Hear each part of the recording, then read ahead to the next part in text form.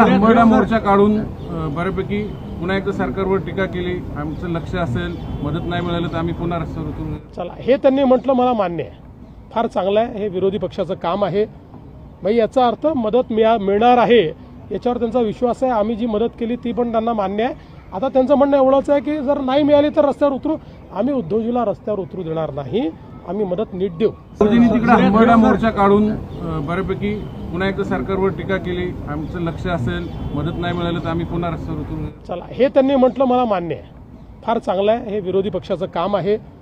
भाई याचा अर्थ मदत मिळणार आहे याच्यावर त्यांचा विश्वास आहे. आम्ही जी मदत केली ती पण त्यांना मान्य आहे. आता त्यांचं म्हणणं एवढंच आहे की जर नाही मिळाली तर रस्त्यावर उतरू.